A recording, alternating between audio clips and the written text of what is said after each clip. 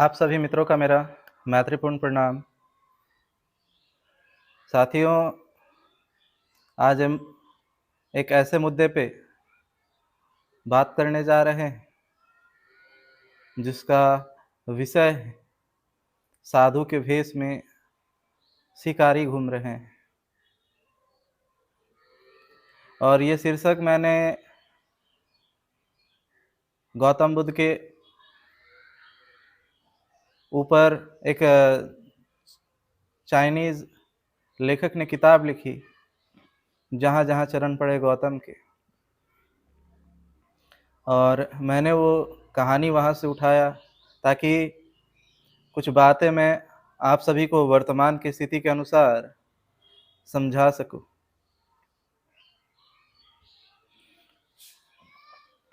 उस कहानी में ये बताया गया है कि जब सिद्धार्थ गौतम अभी तक वो बुद्धत्व को प्राप्त नहीं हुए थे, वो एक राजकुमार ही थे। जब अपने राज्य में भ्रमण के लिए निकले तो उन्हें दूर से एक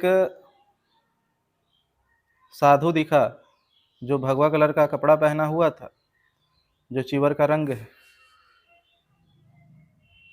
तो उन्होंने उनके पास गए, पास जाकर देख रहे हैं तो वो व्यक्ति तो अपने कंधे पे तीर और कमान रखे हुए था। तो उन्होंने उस व्यक्ति से पूछा कि आप साधु हैं या शिकारी? तो उस व्यक्ति ने कहा कि मैं शिकारी हूं। तो सिद्धार्थ गौतम कहते हैं कि अगर आप शिकारी हो तो साधु के भेष में क्यों हो? तो वो शिकारी कहता है कि जब मैं शिकारी के भेष में जाता हूँ तो जानवर मुझसे डर जाते हैं और डर के भाग जाते हैं, जिस कारणवश मैं शिकार नहीं कर पाता अच्छे से। लेकिन जब मैं साधु के भेष में रहता हूँ, और चूंकि साधुओं ने कभी भी जीव हत्या नहीं किया है और जानवरों से काफी प्रेम रखा है, स्नेह रखा है, इसलिए जानवर साधुओं से नहीं डरते हैं। और मैं साधु का कपड़ा पहन करके जब उनके पास तक जाता हूँ तो मुझसे डरते नहीं हैं और मैं उनका आसानी से शिकार कर लेता। तो सिद्धार्थ गौतम ने तुरंत तत्क्षण उन्होंने कहा कि आप ये वस्त्र को निकालें। और सिद्धार्थ गौतम ने अपने वस्त्र और आभूषण उसे दिए और उससे उसका वस्त्र ले लिया। तो वो व्यक्ति कहता है कि आप एक तुच्छ से कपड़े के लिए आप इतने महंगे आभूषण और कपड़े क्यों दे रहे हैं? तो सिद्धार्थ गौतम ने कहा कि तुम जो कृत्य कर रहे हो, जिस कर्म को कर रहे हो, ये कर्म ऐसा एक दिन समय लाएगा कि समस्त जीवों को, साधु और सन्यासियों के ऊपर से भरोसा उठ जाएगा और वे कभी भी किसी भी साधु पे विश्वास नहीं करेंगे। और एक अविश्वास होना, विश्वास खोना पैसे खो जाने से भी कई गुना ज्यादा है। पैसा खो गया तो कल चल करके वापस भी आ सकता है, लेकिन अगर एक बार विश्वास खो गया तो वो दोबारा लौट कर नहीं आने वाला, और लौट के नहीं आता है जल्दी। तो इस कहानी को आप सभी के सामने कहने का ये मतलब है कि ये बातें जो सिद्धार्थ गौतम के जीवन से है, जो कहानी मैंने पढ़ी जहां जहां चरण पड़े गौतम, ये सिर्फ 2500 साल पहले थी और अभी नहीं है, ऐसा नहीं। और ऐसी चीजें कि उस समय साधु के भेष में भगवा कलर पहन करके, साधु कहे या भिक्षु कहे, सन्यासी कहे, क्योंकि अब तो अलग अलग नाम है, क्योंकि उस समय तो एक ही नाम थे, साधु या सन्यासी शब्द का उपयोग होता था। ऋषि का उपयोग होता था। गौतम बुद्ध के बाद भिक्षु शब्द का उपयोग होने लग गया। उसके बाद मौलाना, मौलवी, ये सारे शब्द आ गए हैं, पंडित, ब्राह्मण, ऐसे करके अनेकों अब जो संन्यास लिए हुए व्यक्तियों के अलग अलग प्रकार हैं। प्रकार नहीं कह सकते हैं, नाम अलग अलग है, लेते हुए सन्यासी। वे भी अपने धर्म को फैलाने के लिए, मतलब अपनी एक विचारधारा, एक मार्ग है, मतलब वो उस मार्ग से पहुंचे, मतलब उनके गुरु किसी एक मार्ग से पहुंचे और बाकी लोगों के कोई और मार्ग से पहुंचे, तो उन्होंने अपने मार्ग की व्याख्या की है। बुद्ध जिस मार्ग से पहुंचे उन्होंने अपने मार्ग की व्याख्या की और उसी को त्रिपिटक में लिखा गया। और वही लिखा गया कि नहीं लिखा गया मुझे पता नहीं है, क्योंकि त्रिपिटक भी बुद्ध के जाने के बहुत सैकड़ों वर्ष के बाद लिखा गया। कुरान भी मोहम्मद के जाने के बाद बहुत समय बाद लिखा गया। बाइबल भी जीसस की मृत्यु के बहुत बाद लिखा गया। तो मैं कॉन्फिडेंस से तो 100% कॉन्फिडेंस से नहीं कह सकता, बस प्रोबेबिलिटी, संभावनाएं कि लोगों ने अपनी भी लिखी और उनकी तो लिखी अपनी भी बातें उसमें डाली, क्योंकि एज इट इज लिखा नहीं जा सकता। एज इट इज नहीं लिखा जा सकता है। आप भी अपने जीवन में, अगर मैं आपको ही कहूं कि एक दिन पहले आपने जो जो बोला है उसे कॉपी में लिख दो एज इट इज जैसे आपने बोला है, नहीं लिख सकते। तो सैकड़ों साल बाद आपने क्या कहा है, एज इट इज जैसा का वैसा, संभव नहीं है। हाँ, एक संकुचित और सांप्रदायिक मानसिकता के होने के नाते आप ये बातें बोल सकते हो, कह सकते हो, लेकिन क्योंकि आप एक तार्किक व्यक्ति नहीं हो, आप एक स्वतंत्र सोच का व्यक्ति नहीं हो, तो कुछ भी सोच सकते हो। लेकिन बस मैंने जो कहा वो इतना ही है कि आप इसका प्रयोग कर सकते हो। कि आपने अगर मेरा वीडियो जब अगर आज देख रहे हो, तो कल जो भी चीजें आपने बोली थी उसे एज इट इज जैसा का वैसा ही, एक एक शब्द में कोई मिस्टेक नहीं होनी चाहिए, लिख करके मुझे भेजें। और नहीं तो मुझसे एक बार कॉल पे बात करें, और जो भी बातें मेरे से कॉल पे बात होगी 1 घंटा, 1 घंटा के बाद ही, मेरा कॉल रखने के बाद ही उस 1 घंटे का बिना रिकॉर्डिंग सुने हुए, बिना रिकॉर्ड किए हुए कॉल को, जो भी बातें आपने जो भी बातें आपने 1 घंटे मेरे से बात करेंगे उसे एज इट इज लिख करके दिखाएंगे, तो मैं मान लूंगा कि जो किताबें लिखी गई हैं वो एज इट इज जैसा का तैसा शब्द वैसा ही का वैसा ही बोला गया है। अब ऐसा मैं इसीलिए कह रहा हूं और इतना जोर दे रहा हूं क्योंकि शब्द इधर से उधर थोड़ा होते ही उसके मायने बदल जाते हैं। कोई कहना कुछ चाहता है, कोई सुन कुछ और लेता है, कोई कहता कुछ और है, लोग सुन कुछ और लेते हैं।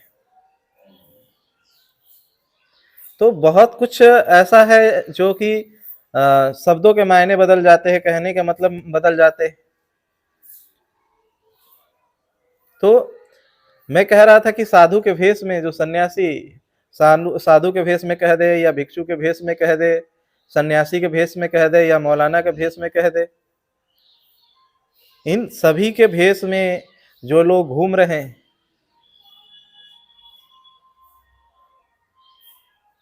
क्या वे शिकारी हैं या नहीं?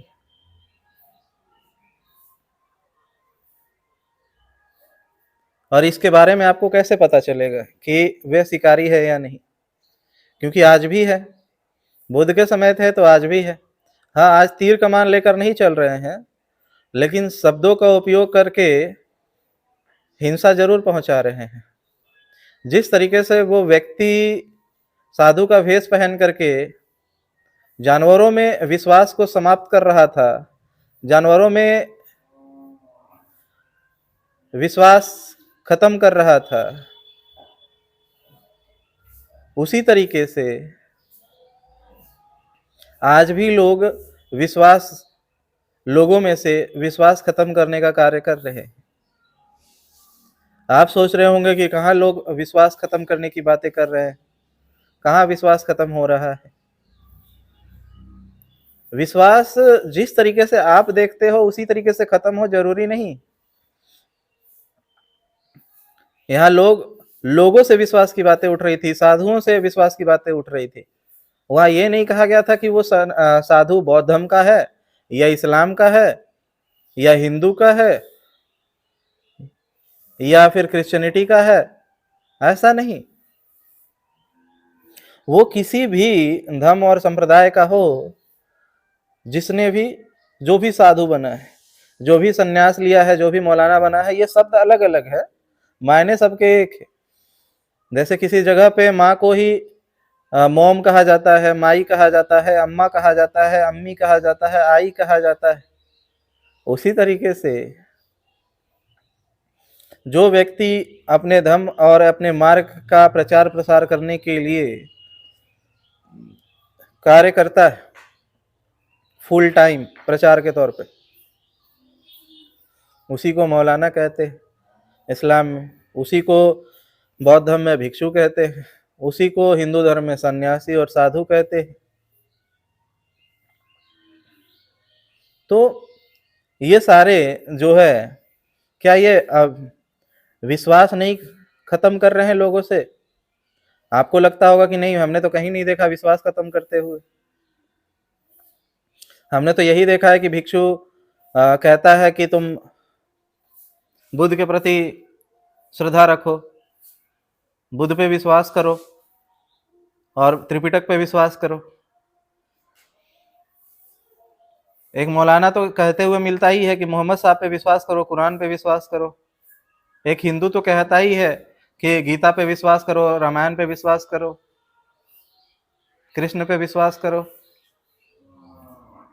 एक जैन मार्गी ये तो कहता ही है, जैन भिक्षु, कि महावीर पे विश्वास करो और महावीर वाणी को विश्वास करो। एक सिख तो ये कहता ही है कि गुरु ग्रंथ साहिब पे ही विश्वास करो और गुरु नानक पे विश्वास करो। लेकिन फिर आप कह रहे हो कि विश्वास, ये इस ड्रेस में एक सन्यासी, साधु और भिक्षु मौलाना बन करके अविश्वास कैसे फैलाया जा सकता है? और कैसे इस ड्रेस में भी शिकारी घूम रहे हैं? जिस तरीके से बुद्ध के समय में भी साधु के भेष में शिकारी घूम रहे थे, तो आज कैसे शिकारी घूम रहे हैं? शिकारी घूम रहे हैं क्योंकि चीवर पहन लेने से, मौलाना का कपड़ा पहन लेने से, साधु सन्यासी का भेष रख लेने से कोई व्यक्ति सन्यासी और विकारों से मुक्त नहीं हो जाता है। बुद्ध के जीवन से ही एक कहानी है। जब अजातशत्रु ने अपने महल में वहाँ के प्रख्यात पंडित, उस राज्य के जो प्रख्यात पंडित थे, उनसे शास्त्रार्थ रखवाया गौतम बुद्ध का कि वे आएंगे और इन दोनों के बीच शास्त्रार्थ होगा। और बहुत ज़्यादा ज्ञानी व्यक्ति थे और उम्र में भी गौतम बुद्ध से काफ़ी बड़े थे और काफ़ी शास्त्रों का, काफ़ी उनसे पहले के हुए साधक, जो कि बुद्धत्व प्राप्त व्यक्ति, जिन लोगों ने मोक्ष को और मुक्ति और निर्वाण प्राप्त कर रखा था पहले से, उनके द्वारा बताई गई बातें, उनकी द्वारा बताई गई जो ज्ञान, जो मौखिक तौर पे जनरेशन बाय जनरेशन ट्रांसफर होता था, क्योंकि हमारे भी दादा और दादी पढ़े लिखे नहीं थे, लेकिन कुछ ऐसी बातें वे बताया करते थे धर्म को लेकर के, और अपने जीवन को सुखमय बनाने के लिए जिन बातों को बुद्ध पुरुष समाज में बताते थे, तो वैसे ज्ञान को श्रुति कहा गया, स्मृति कहा गया, जो कि सुनते हुए ही पास हुआ। हमने सुना हमारे पास रहा और फिर हमने अपने बच्चों में ट्रांसफर किया, जनरेशन बाय जनरेशन ट्रांसफर होता रहा। तो उसी तरीके से वो व्यक्ति प्रचंड ज्ञानी था। तो बुद्ध उनके पास जाते अजातशत्रु के महल में, जहां शास्त्रार्थ होना था, और वो व्यक्ति कहता है कि तुम उम्र में छोटे हो।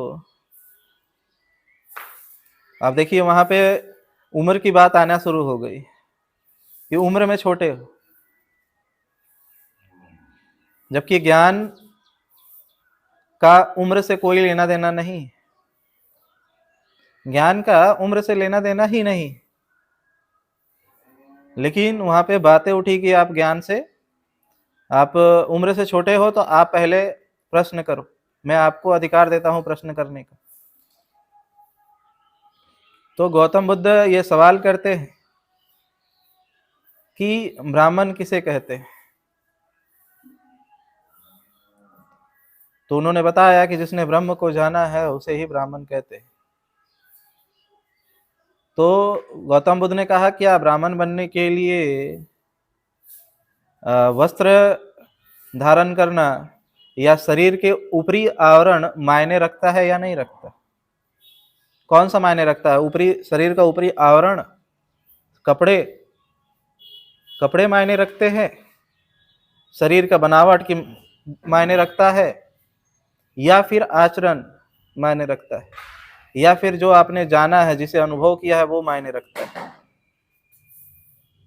तो बुद्ध का जो सीधा सीधा सवाल था कि ज्ञान महत्वपूर्ण या कपड़े,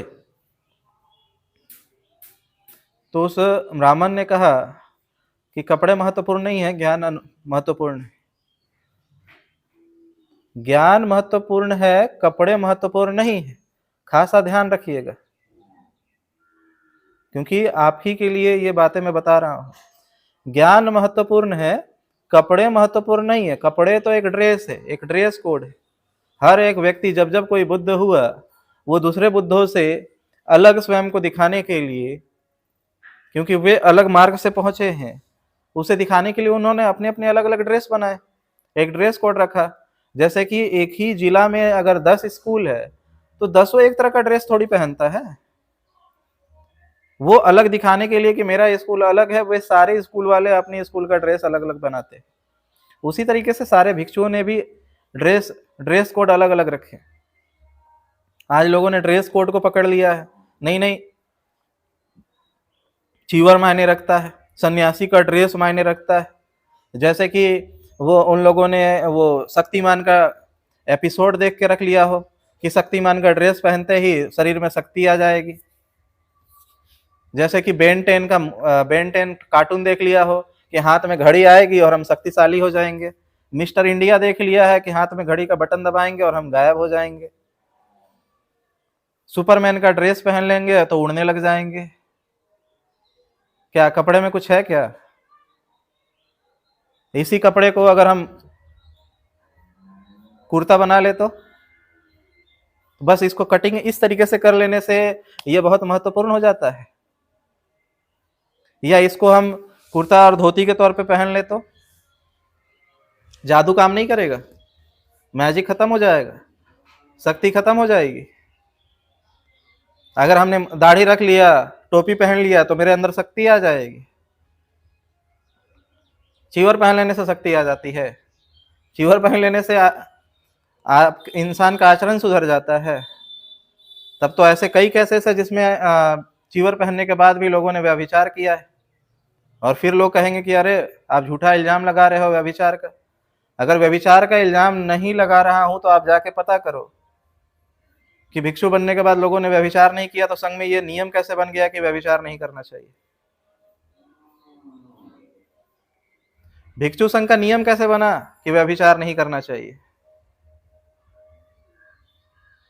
अगर किताबों में लिखा हुआ है कि व्यभिचार नहीं करना है, भिक्षु का नियम के अनुसार बताया गया है, तो फिर कहां से लिखा गया है? तो कोई भी कपड़ा पहन लेने से आपको अद्वितीय शक्तियां नहीं मिल जाती कि किसी ने दाढ़ी और टोपी रख लिया तो उसका आचरण ही बदल गया, वो व्यक्ति बहुत पाकी हो गया, पाक व्यक्ति हो गया। किसी ने चीवर पहन लिया तो वो सज्जन व्यक्ति हो गया, किसी ने साधु का भेष पहन लिया तो अच्छा व्यक्ति हो गया। अभी अभी महाकुंभ में ऐसे कई लोग पकड़े गए साधु, जो कि चोरी करके आए हुए थे, बैंकों में चोरी किए थे। अब चूंकि उससे बचना था तो वो सन्यासी बन गए थे। तो ऐसे कई लोग हैं, तो क्या कहेंगे कि कपड़ा पहन लेने से वो सही हो जाते हैं? सही हो जाते हैं तो इतना केस क्यों है? कपड़ों से कुछ नहीं है, कपड़ा बस शरीर ढकने के लिए है, और इसके डिजाइन की इस तरीके से पहनना है या उस तरीके से पहनना है, ये सिर्फ और सिर्फ एक कोड है कि मुझसे तुम अलग हो और मैं अलग हूं, बस ये दिखने के लिए। सबने अलग अलग ड्रेस कोड बनाए हैं। ड्रेस कोड जैसे यूनिफॉर्म होते हैं स्कूलों के, और इससे ज़्यादा कुछ नहीं होता है। और इससे ज़्यादा कुछ होता है तो हमें दिखाएं। कपड़ा पहन लेने से, अगर आपको मैं ही मेरे सामने आपको चिवर पहनाऊं और आप उड़ना शुरू कर दो, क्या बदलाव आ जाता है आपके चीज़ों में, देख लेते हैं हम उसी समय। चिवर पहनते ही, या साधु बनते ही, या मौलाना बनते ही, या पंडित बनते ही, कपड़ों से कोई लेना देना नहीं होता है। तो वही बुद्ध ने वहां उस ब्राह्मण से पूछा कि शरीर का जो ऊपरी आवरण ये मायने रखता है कि आपने क्या पहना है, नहीं पहना है, या बाल कटवाया है या बाल रखा है, दाढ़ी रखा है या मूछ रखा है, टोपी पहना है या पैजामा पहना है, धोती कुर्ता पहना है या चिवर पहना है, क्या ये मायने रखता है? वो मायने रखता है या ज्ञान मायने रखता है? तो उस व्यक्ति ने, उस प्रचंड जो ज्ञानी व्यक्ति थे, जो ब्राह्मण, उसने कहा कि नहीं, कपड़े मायने नहीं रखते, ऊपरी आवरण मायने नहीं रखता, ज्ञान मायने रखता है। अब इतना ही सत्य है नहीं? तुरंत जैसे ही उस व्यक्ति ने स्वीकार किया कि ज्ञान महत्वपूर्ण है, कपड़े नहीं, तो दूसरा सवाल तुरंत के तुरंत वहीं पे बुद्ध ने पूछ दिया कि अब मुझे ये बताइए कि ज्ञान महत्वपूर्ण है या अनुभव महत्वपूर्ण है? ज्ञान महत्वपूर्ण है या अनुभव महत्वपूर्ण है? आपने पढ़ लिया, बहुत कुछ पढ़ लिया, लेकिन आपके आचरण में वो चीजें है नहीं। आपको बोल दिया गया कि काम, क्रोध, लोभ, मोह, अहंकार, राग, द्वेष, ये ईर्ष्या, ये लोगों में नहीं होनी चाहिए, ये नहीं होनी चाहिए इंसान में। आपने पढ़ लिया, आपने पढ़ लिया कि मुक्ति होती है तो ये होता है, वो होता है, मोक्ष होता है तो ये होता है, वो होता है, सुत्तापन है तो अनागामी है, तो अरहंत है, तो बोधिसत्व है, तो कोई 21 ब्रह्मांड को देख चुका है, कोई लोक में जा चुका है, कोई लोक में जा रहा है। किताबों की अलग अलग चीजों को पढ़ लिया है, आपने ढेर सारी व्याख्याएं कर ली, ढेर सारे किताब पढ़ लिए हैं, लेकिन आपको तो पता ही नहीं है, अनुभव तो आपने किया नहीं है। क्योंकि लोग आजकल जो जिन लोगों ने सत्य को जाना है, वो उनको भी ज्ञान देते मिल रहा है कि नहीं अनित्य और सत्य अलग अलग है। नहीं, बुद्ध, जो गौतम बुद्ध थे, उन्होंने सत्य को जाना, और बाकी सारे जो मोहम्मद थे वे नीचे हैं। वो जीसस, तो वो तो सोत्तापन है। बहुत महाज्ञानी लोग हैं अभी के, महाज्ञानी, जैसे कि वे लोग खुद जीसस को देख के आए थे, जैसे इनको इनको निर्वाण का स्वाद चख लिए है, इन्होंने सत्य को जान लिया है कि सत्य क्या है जीवन का, जैसे कि इन्होंने दुख से मुक्त हो गए हैं। बातें ऐसे करते हैं जैसे कि तुरंत, मतलब इनको अपना अनुभव है कि आखिरकार सत्य क्या है, ये जान चुके हैं। ये सत्य और अनित्य में भी डिफरेंट पैदा कर रहे हैं। मतलब कि कोई व्यक्ति घर बैठा है, उसने एमबीबीएस की डिग्री नहीं ली, डॉक्टर नहीं बना, लेकिन जो व्यक्ति डॉक्टर बन के आया उसको कह रहा नहीं, डॉक्टर तो ऐसा नहीं होता है, डॉक्टर का तो कोट होता है सफेद वाला। डॉक्टर नॉर्मल ड्रेस में कैसे घूमता है? डॉक्टर तो गले में आला डाले रहता है, डॉक्टर के गाड़ी पे तो क्रॉस का निशान, प्लस का निशान होता है, डॉक्टर वैसा होता है, डॉक्टर ऐसा होता है। ये व्याख्या कौन कर रहा है? जो डॉक्टर हुआ ही नहीं है, जिसको डॉक्टर की सिलेबस का नहीं पता, डॉक्टर की पढ़ाई नहीं की, जिसने डॉक्टर का अनुभव नहीं है, वो व्यक्ति व्याख्या कैसे कर सकता है? सत्य की, अनित्य की, निर्वाण की व्याख्या तो वही कर सकता है जो व्यक्ति पहुंचा है, और ये बिना अनुभव के नहीं हो सकता। एक तरफ ये कहते हैं कि बुद्ध का धम्म अनुभव पे आधारित है, दूसरी तरफ ये बिना अनुभव के किताबों को पढ़ना शुरू कर देते हैं, मानना शुरू कर देते हैं।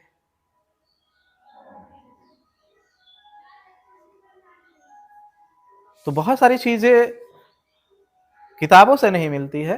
तो बुद्ध ने कहा कि आप बताइए, क्योंकि ज्ञान तो बहुत ज्यादा है लेकिन इसका अनुभव है?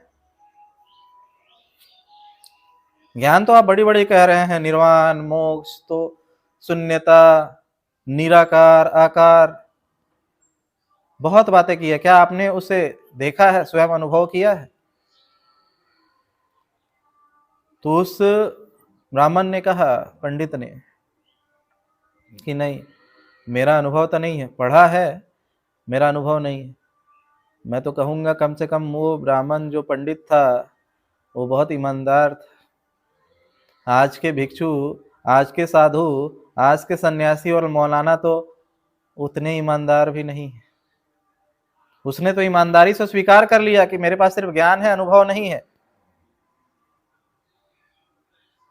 मैंने अनुभव नहीं किया है, अनुभव नहीं किया कि वो सत्य है भी या नहीं है, लेकिन बस पढ़ा है किताबों में तो बस मैंने मान लिया है। कैसे मान लिया भाई? जब गौतम बुद्ध स्वयं कह रहे हैं कि जब तक पहुंचना नहीं तब तक मानना नहीं, आपने मान कैसे लिया? बिना पहुंचे, बिना जाने, बिना अनुभव किए मान कैसे लिया? तो वो व्यक्ति तो बहुत ज्यादा ईमानदार था जिसने स्वयं स्वीकार कर लिया कि नहीं नहीं, ज्ञान है मेरे को, मुझे पता है कि हाँ हाँ ये बातें बताई गई थी बुद्ध पुरुषों के द्वारा, लेकिन मैंने अनुभव नहीं किया है। तो बुद्ध ने कहा कि ज्ञान बड़ा या अनुभव बड़ा? तो उस पंडित ने कहा नहीं, अनुभव बड़ा, ज्ञान बड़ा नहीं है, अनुभव बड़ा है। किताबी ज्ञान बड़ी नहीं है, अनुभव बड़ा है। यही मैं आपको बताना चाहता हूं, किताबी ज्ञान सत्य नहीं है। सत्य के मार्ग पे चलने के लिए एक दिशा दी गई है, मार्ग बताया गया है, और वो भी मार्ग पूरा नहीं है। वो मार्ग बस इतना ही है कि आपको रोड दिखा दिया गया है कि इस रोड पे चलना है। अब इस रोड में आगे कौन सी कठिनाइयां आने वाली है, नहीं आने वाली है, कौन से जानवर मिलेंगे, नहीं मिलेंगे, पहाड़ मिलेगी, घाटियां मिलेंगी, कुछ नहीं पता है। क्योंकि स्वयं बुद्ध कहते हैं कि सत्य के मार्ग पे अगर मैं भी तुम्हें मिलूं तो मुझे भी साइड कर देना, क्योंकि सत्य के मार्ग में बुद्ध का अनुभव भी आपको भटका सकता है। सत्य के मार्ग पे सत्य मार्ग बताने वाला व्यक्ति भी भटका सकता है। उन्होंने मार्ग बताया है, उन्होंने अपना अनुभव नहीं कहा कि उनके अनुभव के आधार पर चलना। उन्होंने मार्ग बताया कि मार्ग चलना, मार्ग अलग है, अनुभव अलग है। उन्होंने जो मार्ग बताया उस पर चलिए, लेकिन अगर आप बुद्ध के अनुभव को अपना अनुभव उनके अनुभव के अनुसार चलने की कोशिश करेंगे तो भटक जाएंगे, क्योंकि उनका अनुभव उनका ही है। प्रत्येक व्यक्ति का अनुभव अपना होता है, प्रत्येक व्यक्ति का अनुभव अपना होता है, अलग अलग होता है, एक नहीं हो सकता। इसलिए बुद्ध कहते हैं कि सत्य के मार्ग पे अगर मैं भी दिखूं तो मुझे भी साइड कर देना, इग्नोर करके आगे बढ़ना, मुझे मत पकड़ना, क्योंकि मेरा अनुभव भी तुम्हारा अनुभव नहीं हो सकता है। तो अनुभव सबका अलग अलग होता है। तो किस आधार पे आप मुझसे बातें करेंगे? ज्ञान के आधार पे। ज्ञान बड़ा या अनुभव बड़ा? तो बुद्ध ने कहा कि अगर अनुभव बड़ा है तो मैंने अनुभव किया है सत्य का, मैंने सत्य को जाना है, मैंने सत्य को जाना और मैं दुखों से मुक्त हो चुका हूं। दुखों से मुक्त हो मैं महासुख में प्रवेश कर चुका हूं। तो दुखों से मुक्त होना, अब दुख से मुक्त हुए हैं तो वो आप बाहर से कैसे देखोगे? ये कोई बाहरी घटना है क्या कि दुख से मुक्त हुए तो 2 आंख थे तो 4 आंख हो गए, 2 कान थे तो 4 कान हो गए? नहीं, दुखों से मुक्त होना व्यक्तिगत अनुभव है, ये बोल के भी नहीं बताया जा सकता है। बस वो व्यक्ति जो जिस कॉन्फिडेंस से कहता है कि मैं दुखों से मुक्त हो चुका हूं, बस इतना ही काफी। उससे आपको बहस करने की भी जरूरत नहीं है। अगर वो कहता है कि मैं अपने दुखों से मुक्त हूं, तो फिर आपको उससे बहस करने की जरूरत नहीं है। वो मुक्त हो गया है, आपको क्या है? वो बाहर दिखा तो नहीं सकता ना उस चीज को, और आप कैसे पहचान जाओगे? क्योंकि जान तो वही सकता है जो अनुभव किया है। तो यहाँ पे जो लोग उस जगह तक पहुंचे नहीं हैं और जो पहुंचे हैं उनसे कहते हैं कि मैं कैसे मान लूं कि आप पहुंचे हो? कौन मानने को कह रहा है? जब गौतम बुद्ध पहुंचे और कहा जाता है कहानी के माध्यम से कि मारा ने उससे पूछा कि अगर तुम दुखों से मुक्त हो चुके हो, तुम निर्वाण प्राप्त कर चुके हो, तो इसका साक्षी कौन है? तो स्वयं बुद्ध ये कहते हैं कि ये जमीन छूकर कहते हैं ये जमीन मेरी साक्षी है। क्यों नहीं कहते कि मेरे पिताजी साक्षी है? क्यों नहीं कहते कि मेरा समाज साक्षी है? क्यों नहीं कहते हैं कि मेरे गुरु जो मेरे से पहले हुए हैं उनको मैं साक्षी बनाता हूं? कोई इंसान साक्षी हो ही नहीं सकता है, क्योंकि कोई व्यक्ति जान ही नहीं सकता है कि सामने वाला व्यक्ति निर्वाण को प्राप्त हुआ है या नहीं, कोई व्यक्ति बुद्धत्व हुआ प्राप्त किया है या नहीं, बुद्ध हुआ है या नहीं, दुखों से मुक्त हुआ है या नहीं। बाहर से कैसे जाना जा सकता है? कैसे जान सकते हैं? कोई बाहर पंख निकल जाते हैं, सींग खड़ा हो जाते हैं,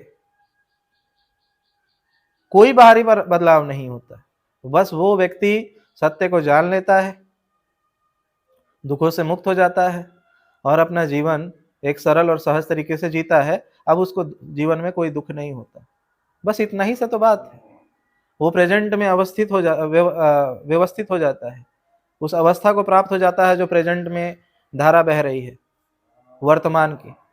इसीलिए तो बुद्ध कहते हैं ना, भूतकाल में जाओ ना भविष्य में जाओ, वर्तमान में स्थित हो जाओ। तो अनुभव सबसे बड़ा है।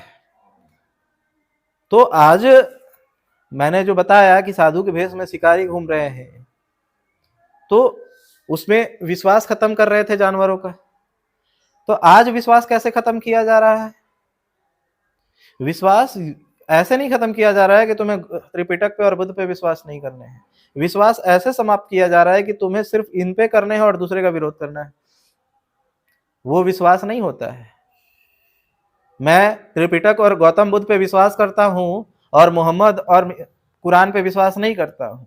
मैं त्रिपिटक और गौतम बुद्ध पे विश्वास करता हूं लेकिन बाइबल और जीसस पे विश्वास नहीं करता हूं। मैं गौतम बुद्ध और त्रिपिटक पे विश्वास करता हूं लेकिन दूसरे धर्म और उनके किताबों पे विश्वास नहीं करता हूं। ये भी तो अविश्वास फैलाया जा रहा है ना। आप लोगों में अविश्वास पैदा कर रहे हो। विश्वास किसी एक के लिए नहीं होता है। अगर विश्वास जागृत होगा तो समस्त के लिए होगा और नहीं होगा तो किसी के लिए नहीं होगा। बारिश होगी, प्रकृति का नियम, बुद्ध जो बताते हैं वो प्रकृति का नियम है। बारिश होगी तो ना हिंदू देखेगा कि हिंदू का घर है, मुसलमान का है, सिख का है, ईसाई का है, जैन का है, बुद्धिस्ट का है, सब पे समान बारिश करता है। तो विश्वास भी ऐसा ही है कि जब विश्वास करना है तो सभी पे करना है। आप किसी एक पे विश्वास करके और बाकी सारे पे अविश्वास पैदा कर रहे हो तो आप अविश्वासी हो, विश्वासी नहीं हो। आप निर्वाण के रास्ते पे, सत्य के रास्ते पे तभी सफल हो पाओगे जब आप समस्त बुद्ध पुरुषों पे विश्वास करोगे। आप जैसे ही आपने स्वीकार किया कि सिर्फ गौतम बुद्ध ने सत्य को जाना है और मोहम्मद ने नहीं जाना है, जीसस ने नहीं जाना है, कबीर, नानक, रविदास, ओशो ने नहीं जाना है, आप भटक गए, आप कभी नहीं पहुंच सकते, आप कभी जीवन में दुखों से मुक्त नहीं हो सकते, क्योंकि ये बातें वही कहता है कि मोहम्मद या जीसस या कबीर, नानक, ओशो, रविदास, ये बुद्धत्व को नहीं प्राप्त है, ये बुद्ध से नीचे है। मतलब अपने आप को श्रेष्ठ मानने की जो भावना है, ये श्रेष्ठता की जो भावना है, ये आपको कभी भी दुखों से मुक्त नहीं होने देगी, क्योंकि ये भी बात आपका मन कहलवा रहा है, आपका अहंकार कहलवा रहा है। क्योंकि आपका अहंकार किसी को भी अपने समान में बैठाने की हिम्मत नहीं रखता। और ये मानसिकता सिर्फ आपकी नहीं है, तमाम, चाहे मुसलमान हो तो वह भी दूसरे को ज्यादा सर ऊपर नहीं मानते, वो मानते हैं कि मोहम्मद से नीचे ही है। हिंदू वाले मानते ही है कि ये सारे मुझसे नीचे ही है। तो सब एक दूसरे को नीचा और ऊपर दिखाने की कोशिश कर रहे हैं। इसीलिए मैंने सबको टारगेट करके कहा कि साधु के भेष में शिकारी घूम रहे हैं और ये सारे के सारे समाज में अविश्वास पैदा कर रहे हैं कि तुम अपने वाले को श्रेष्ठ कहो, तुम अपने वाले बुद्ध पुरुष को श्रेष्ठ कहो, दूसरे वाले बुद्ध पुरुष को नीचा कहो, अपने वाले किताब को सर्वश्रेष्ठ कहो, दूसरे वाले किताब को नीचा कहो, कि नहीं वो हमारे बराबर पे नहीं है, उस बराबर पे कोई नहीं आ सकता है। तो ये सारे के सारे जो लोग अविश्वास पैदा कर रहे हैं, ये शिकारी है, ये समाज का शिकार कर रहे हैं, समाज को नीचा गिरा रहे हैं। अगर वो शिकारी जो साधु के भेष में था वो अविश्वास ही तो पैदा कर रहा था ना। तो आज के भी जो भिक्षु है, आज के भी जो मौलाना, पंडित है, पादरी है, वे लोग भी समाज में अविश्वास पैदा कर रहे हैं एक दूसरे के प्रति। और ऐसे कैसे संभव है कि आप एक पे विश्वास करोगे और सब पे अविश्वास करोगे और आप कहोगे कि हम विश्वास, हम हमारे अंदर श्रद्धा है। अरे जब आपके अंदर श्रद्धा आ जाएगी तो दूसरे के प्रति अश्रद्धा कहां से आ रही है? आप अगर श्रद्धालु हो चुके हो, विश्वास आपके अंदर कूट कूट के भर चुका है, तो दूसरे से अश्रद्धा कैसे हो सकती है? अगर आपके अंदर प्रेम और करुणा कूट कूट के भर चुका है तो आप दूसरे धर्म और संप्रदाय से नफरत कैसे कर सकते हो? और जो व्यक्ति दूसरे संप्रदाय और दूसरे मार्गियों के, वो कोई धर्म और संप्रदाय के नहीं है, ना आप कोई धर्म और संप्रदाय के हो, जिन बुद्ध पुरुषों ने जिस अलग अलग मार्ग से पहुंचे हैं, एक आप अलग मार्गी हो, वो अलग मार्गी है। कोई भी अगर किसी भी दूसरे मार्गी के व्यक्ति को अगर नीच मानता है और स्वयं को श्रेष्ठ मानता है, वो व्यक्ति कभी भी सत्य को नहीं जान पाएगा और ना कभी वो दुखों से मुक्त हो सकता है। क्योंकि किसी को नीच और किसी को श्रेष्ठ मानने की ही मानसिकता वो अहंकार का पोषण है, और वो अहंकारी व्यक्ति उस जगह तक कभी पहुंच ही नहीं सकता है। तो जो मुझे कॉल करके मुझे ये कहते हैं कि आपको चलना है तो एक पे चलो, भाई तू चल, आप चलो और दुखों से मुक्त हो जाओ, अगर वैसे ही मुक्त हो सकते हो तो। मुझे मार्ग ना बताओ कि मुझे क्या करना है और नहीं करना है। आपका विश्वास दो कौड़ी का है। आपका विश्वास और मानवता का पाठ झूठा है। आप मानवतावादी नहीं हो। मानवतावादी जो व्यक्ति मानवता को मानता है वो समस्त लोगों को एक मानेगा। मुसलमान अगर है तो वो भी तो मानव है, हिंदू है वो भी मानव है, जैन है वो भी मानव है, सिख है वो भी मानव है, सभी मानव है। सभी को एक समान मानेगा, सभी पे श्रद्धा करेगा, सभी पे विश्वास करेगा, किसी एक पे कैसे करेगा? और मैं सिर्फ गौतम बुद्ध का भिक्षु नहीं हूं, बार बार मैं बोल चुका हूं, मैं समस्त बुद्ध पुरुषों का भिक्षु हूं। चाहे वो गौतम बुद्ध हो, महावीर हो, जैन हो, मोहम्मद हो, जीसस हो, कबीर, रविदास, नानक, ओशो, इन सभी जितने भी बुद्ध पुरुषों को आप जानते हो, मैं उन सभी का भिक्षु हूं। और आपका अहंकार कहता है कि नहीं, सिर्फ गौतम बुद्ध के अलावा और कोई बुद्ध नहीं है। आप अपने अहंकार को अपने तक रखें, मुझ पे थोपने की कोशिश ना करें। आपको जो मानना है मानो, क्योंकि आप दुख से मुक्त हो गए या नहीं हो गए वो आपका ऊपर है। आप दुख से ऊपर होना चाहते हो तो अपने अहंकार को गिराना होगा, और नहीं तो आप जिए आप अभी तक जी रहे थे, आगे भी जीते रहेंगे, ऐसा ही अहंकार बस जीते रहे, आपका कल्याण हो जाएगा। लेकिन मुझ पे अपनी विचारधारा न थोपे। मैं विश्वास पैदा करूंगा, और विश्वास पैदा करने के लिए जो बन पड़े मैं करूंगा। मैं सभी पे विश्वास पैदा करूंगा, और मैं विश्वास पैदा करने के लिए ही हूं, क्योंकि मैं साधु के भेष में शिकारी नहीं घूम रहा हूं कि जो अविश्वास को समाप्त करूंगा।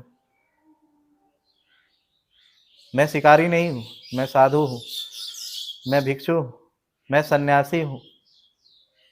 आप जो नाम दे सकते हैं दे सकते हैं। और मैं विश्वास पैदा करने आया हूं, ना कि विश्वास खत्म करने के लिए। और आप साधु के भेष में शिकारी हो, जो कि अविश्वास पैदा कर रहे हो, अश्रद्धा पैदा कर रहे हो दूसरे मार्गी के लोगों के लिए। दूसरे मार्ग से जो उसी जगह पहुंचने के जा रहे हैं, उनके लिए आप अविश्वास पैदा कर रहे हैं, क्योंकि मार्ग अलग अलग है। उसी सत्य को जानने के लिए, उसी निर्वाण को पाने के लिए अलग अलग प्रकार के ध्यान है, अलग अलग प्रकार के ध्यान प्रयोग है, जिसके का अलग अलग प्रकार के, जिस तरीके से अलग अलग मार्ग है, जिस तरीके से अलग अलग नदियां हैं, लेकिन जाके गिरती एक ही महासागर में, उसी तरीके से अलग अलग प्रकार के ध्यान मार्ग है, जिससे कि पहुंचता व्यक्ति वही है। लेकिन सब वहीं पहुंचते हैं, लेकिन अलग अलग मार्ग से पहुंचते हैं।